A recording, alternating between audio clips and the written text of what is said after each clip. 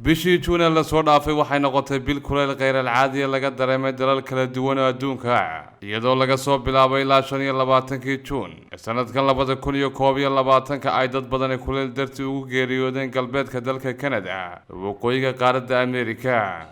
29 Juun magaalo yar oo la yiraahdo Layton oo qiyaas ahaan masaafo dhan 200 oo kiiloomitir u jirta magaalada Vancouver ee dalkaasi Canada ayaa diiwaan gelisay kuleyl heer cabirkiisu dhan yahay 49.9 centigrade oo heerka lagu cabiro kuleylka iyadoo fasax la geliyay dhammaan goobaha waxbarashada ee gobolka British Columbia ee galbeedka dalka Canada. haddaba waxaynu warbixinteenan ku eegi doonaa deegaanada iyo meelaha kuleylka badan dalalka adduunka laga dareemay iyadoo 22 Juun sanadkan 2021 magaalada Nuwaysib ee dalka Kuwait laga diiwaan geliyay kuleylkii ugu sareeyay sanadkan ee laga dareemay guud ahaan caalamka kaasoo gaaray 3.2 centigrade waxaana ku xigay dalka Idriiska yihiin ee Ciraaq oo kuleylkiisu gaaray 2.6 centigrade halkaas oo sidoo kalena dalalka kale ay ka mid ka yihiin Imaaraadka Carabta Oman iyo Sacuudiga laga dareemay kuleyl xoogan oo heerkiisu sareeyo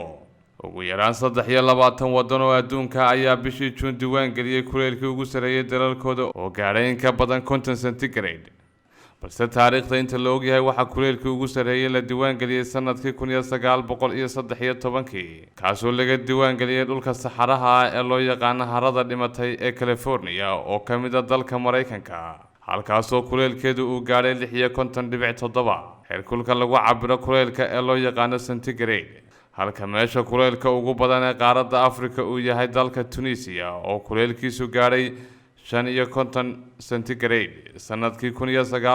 1931 iyadoo dhinaca qaaradda Asia uu dalka Iran haysto rikoorka kuleylka ugu sareeya oo gaaray 4.5 centigrade sanadkii 2017 dhinaca kale kuleylka darajadiisu ugu hooseysa waxa sanadkii 2020 laga diiwaan geliyay jasiiradda Seymour ee ku taala qaaradda barafka ee Antarctica oo kuleylkeedu gaaray 20.7 centigrade iyadoo ay qaramada midoobay hore u sheegtay in dhulka qaaradda barafleyda uu heerka kuleylkeedu sare u kacay qiyaas dhan 3 centigrade 50 sano ugu dambeeyay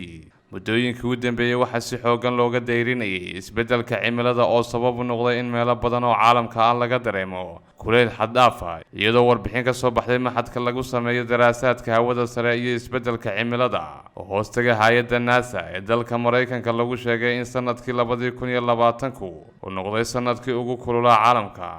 kaasoo la mid noqday kuleyl adduunka laga dareemay sanadkii 2016 halka sidoo kale warbixintaas lagu xusay in heerkulka adduunka uu sare u sii kacayo sanadba sanadka ka dambeeya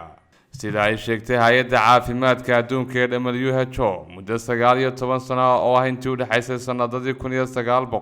1998 ilaa 2017 dad tiradoodu ay gaarayso 166 oo qof ayaa kuleyl dartii ugu dhintay adduunka oo dhan kuwaasoo ay ka mid yihiin ilaa 20 oo qof oo u geeriyooday kuleyl xad dhaaf ah oo sanadkii 2003 ku dhuftay dalalka qaaradda Yurub sidoo kale WHO waxay xustay in kuleylkani saameyn nololeed uu ku yeeshay dad gaaraya 125 milyan oo qof intii u dhaxaysay sanadadii 2000 ilaa 2016 qoonmaal islaam iyo fatwa ma qabtaa weydiimo diini ah ma doonaysaa moobilkaaga inaad ka barato casharo diini ah oo af Soomaaliya islaam iyo fatwa waxaad ka helaysaa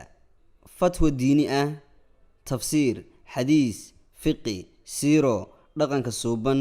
ducooyin soo qor fatwa ama